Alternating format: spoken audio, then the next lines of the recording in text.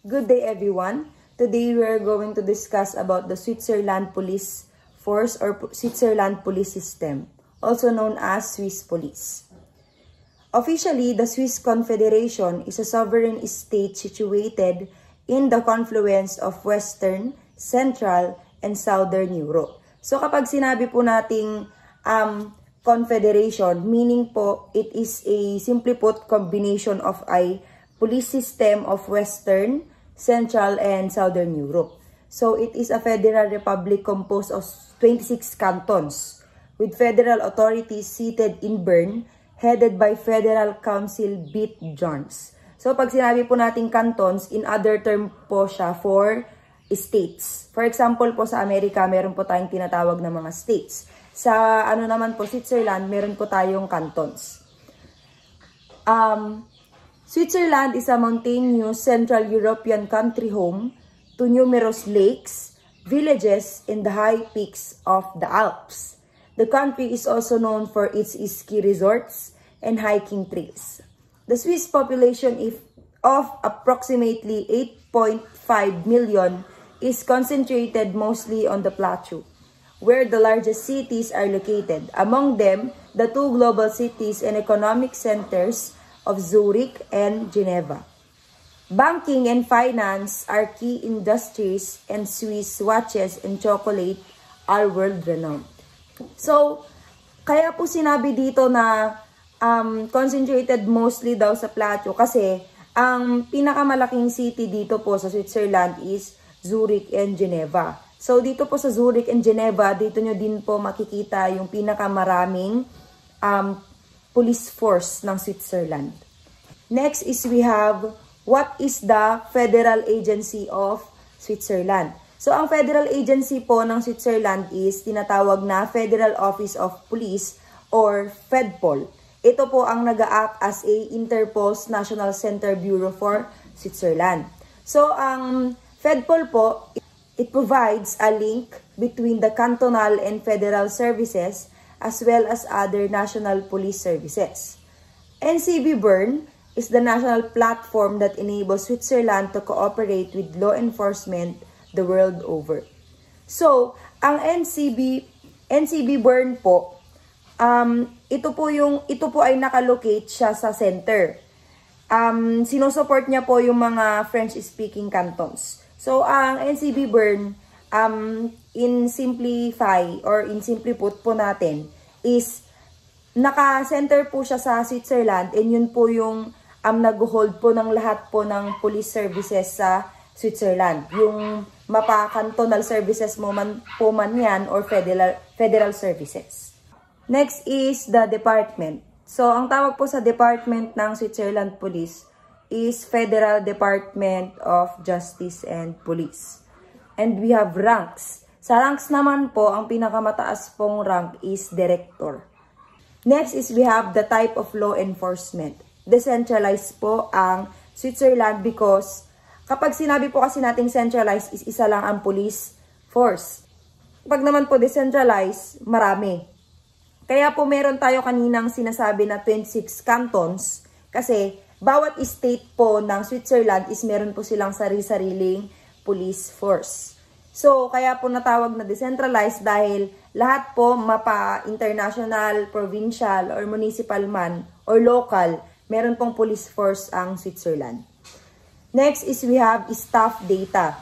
The Swiss police forces comprise about 23,000 members. This includes federal, cantonal, communal police forces as well as the Swiss border guards. So kapag po sinabing Swiss border guards, it acted both as the border guard and customs service for Switzerland. They were uniformed section of the Federal Customs Administration. Next is we have the overview. For many years, used to have travel brochures saying there is no crime in Switzerland, and criminologists were stumped on why this was so. Whether because of the high rate of firearm ownership or the extensive welfare system. However, their crime rate was fairly low. So, dahil po, kadahilanan po na meron po silang mataas na high rate ng firearm, and also they are also a decentralized. Marami po silang police force and marami pong meron sa kanilang firearm, meaning marami pong poprotekta or mag-i-stop po ng krimen sa country nila. Kaya natawag po na there is no crime in Switzerland, or yun po yung naibansag po sa kanila. Very low po talaga ang crime rate sa Switzerland kasi hindi po kayo makakarinig ng thousands of crime within month. Next is we have the law enforcement. In Switzerland, it is mainly responsible for the cantons, each operating cantonal police agencies. Some cities also operate municipal police agencies as provided by the cantonal law. The 26 cantonal police agencies and numerous municipal police agencies are the backbone of Swiss law enforcement. So, simple po, ang cantonal police agencies po ang nagiging backbone ng Swiss law enforcement kasi sila po ang nag-hold ng crime. Sila po ang nag-protect sa tao, ganyan po.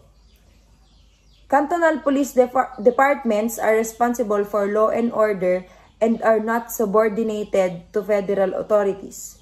The head of each cantonal police is part of the cantonal government, and the cantonal parliament defines the legal and financial framework, the structure, training, arming, equipment, and uniforming of their police corps. The cantons largely have the freedom of discretion. So dito po sa kahit po sa training, arming, equipment, and uniform, malaki po ang influence ng cantonal agencies po sa Switzerland. Sila po yung nag-hold, sila po yung may hawak. Sila po yung may freedom para i-execute po yung mga yun. Next is we're going to discuss about the Switzerland police system short history. Switzerland was formed in 1291 as a union of 3 states and became an independent country in 1815. The constitution adopted in 1848 does not allow for troops to be sent to serve in foreign wars. The country has remained neutral in conflicts around the world, including both world wars. Switzerland is a Christian country. 2/3 of its population are either Catholic or Protestant. Freedom of religion in Switzerland also allows other religious communities to practice such faiths as Judaism, Islam, and Buddhism. Most people living in Switzerland are Christians. So, the history of the police in Switzerland is also the history of the formation of its modern liberal state. The existence of police officer in the modern sense has thus only existed for only about 150 years. Murder, fraud, and theft, on the other hand, are as old as humankind, and so is the function of the police officer.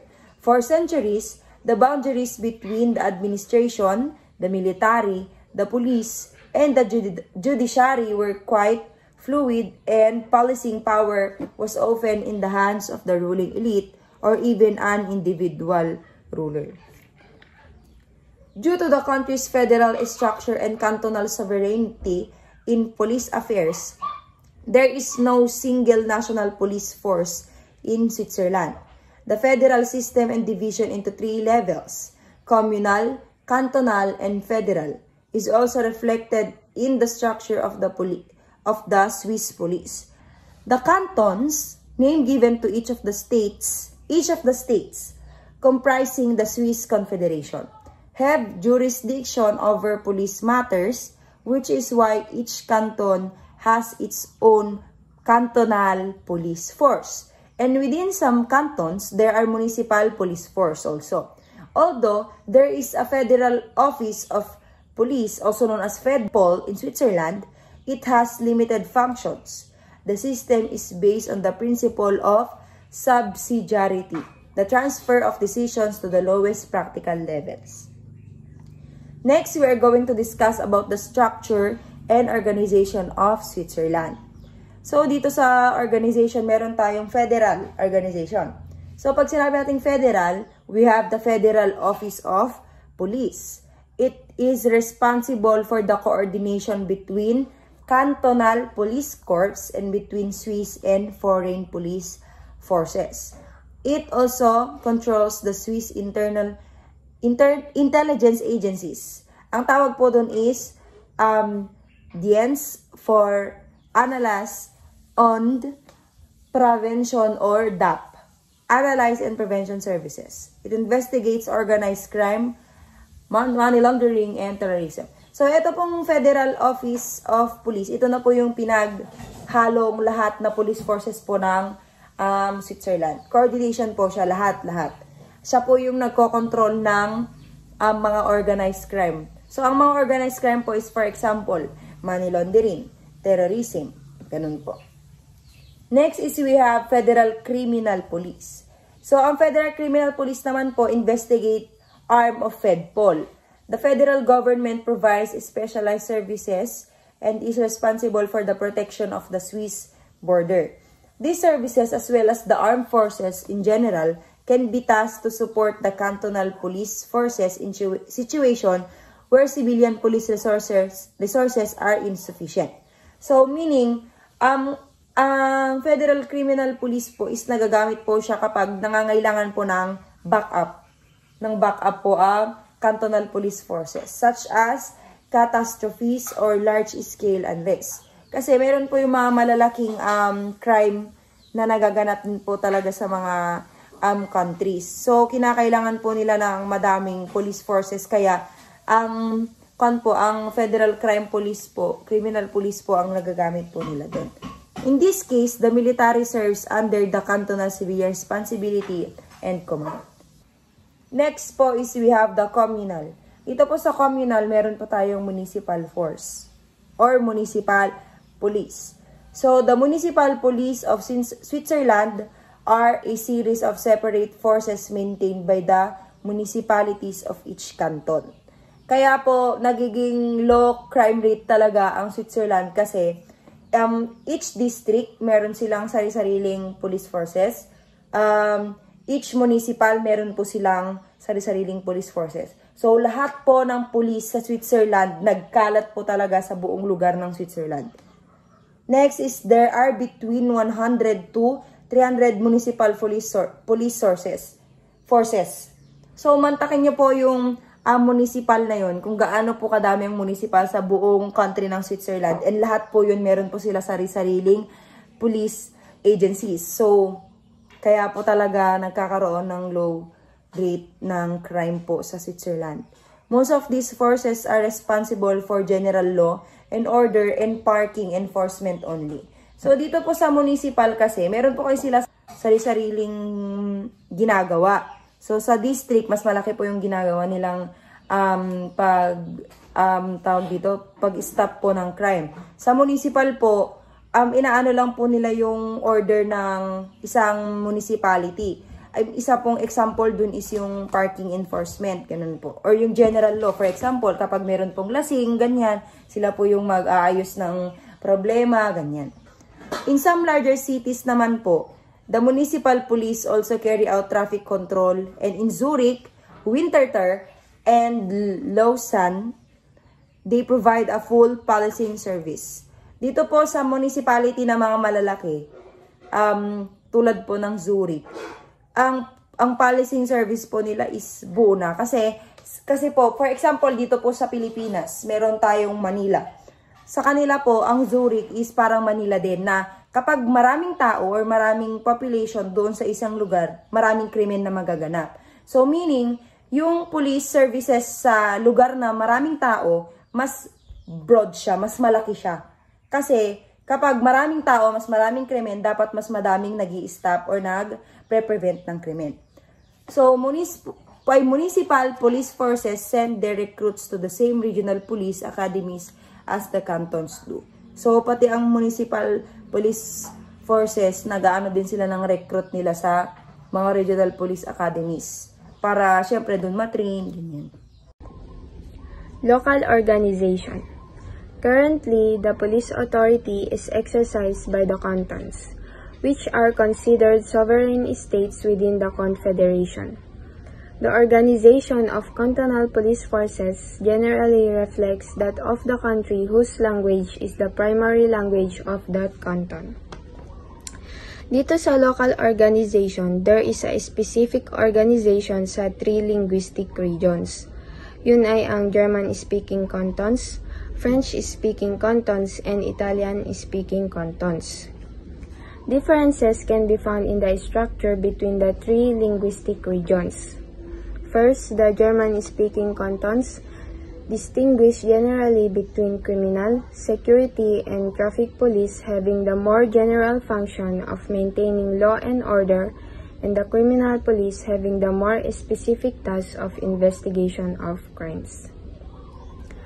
The criminal polizei or criminal police who investigate crime and conduct criminal investigations, or similar to the Schurte. The Schutzpolizei or security or protection police who respond to emergency calls and conduct patrols are similar to Gendarmerie. The Autobahnpolizei or highway patrol who enforce traffic laws and investigate road traffic accidents. Second, the French-speaking cantons as well as the canton of Ticino distinguish generally between the Gendarmerie or security and traffic police, and police de sûreté or criminal police. Last, in Italian-speaking cantons, the police are divided into geographical areas. First, national. National Police of Switzerland does not have a traditional national police force similar to other countries, as policing is mostly managed at the cantonal level. However, there are federal agencies that coordinate with cantonal police on issues of national importance, such as the Federal Office of Police, or FEDPOL. In national, FEDPOL is responsible for federal crime investigations, organized crime, terrorism, cybercrime, and international cooperation. They support cantonal police with resources, intelligence, and expertise when cases have a broader, cross-cantonal or international impact. Second, provincial. Provincial police or cantonal police. The cantonal police or Policia Cantonal operates at the provincial, cantonal level and is the primary law enforcement body for an entire canton. In Ticino, the cantonal police are responsible for enforcing laws, maintaining public order, traffic regulation, and investigating crimes within the canton. In provincial, they manage major criminal investigations and provide specialized services, such as SWAT or forensic teams, that local police may not have the capacity to handle. Each canton has its own policies, organization, and resources tailored to its needs, making the cantonal police a significant force in Swiss law enforcement. Last, the local. Local police or municipal police. Local or municipal police or Policia Communal operate within individual municipalities or cities. Their primary duties include enforcing local ordinances, traffic control, community policing, and maintaining public order within the municipality. In local, in smaller towns or rural areas, local police duties may be limited, and they often coordinate closely with the cantonal police for serious or complex cases. In larger cities, the municipal police have a broader role and may be more independent, but they still cooperate with cantonal police on issues requiring additional support. Recruitment. The requirements to be an officer in Switzerland vary by canton, whose responsibility it is to institute the police service. Some of the requirements include a complete high school education or 3-year vocational education, age approximately 20 to 30 years of age, absence of a criminal record, completion of military service, a minimum height requirement, a Category B driver's license, computer and keyboard literacy, foreign language skills, proper health and ocular health status, and Swiss citizenship. These are the firearms in Switzerland. These are the uniform in Switzerland. And these are the rank and insignia of the military. Best practices. They did a remarkable job in managing their underclass populations, the poor people who live in the ghettos and slums. Even mga poor sectors of the country, ginawan nila paraan. Nagbigay sila ng tulong, not just for food but also they give services to them so that makaahon sila sa kahirapan. Swiss crime control highly effective in using an iron fist, velvet glove, approach toward those who commits crime and come from the bottom echelons of Swiss society. They punish each criminal with a proper punishment. For example, when a poor person commits a crime, the government goes to work analyzing the family. Then, after some punishment, or which the offender frequently agrees with as deserved, a long-term treatment plan is put into effect to raise that family out of poverty.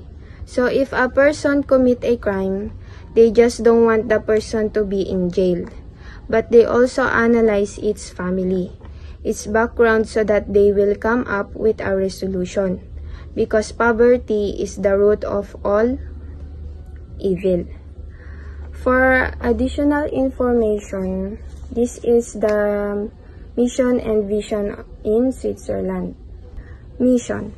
By working in partnership with the community, we strive to promote public safety and crime prevention through education and enforcement, to maintain public order while preserving the legal rights of all individuals, to provide efficient and courteous service, and to reduce the impact of crime. Vision. Police Department strives to provide a crime-free and safe environment through strategic policing, integrity, respect, and strong community partnerships. Thank you for listening and God bless.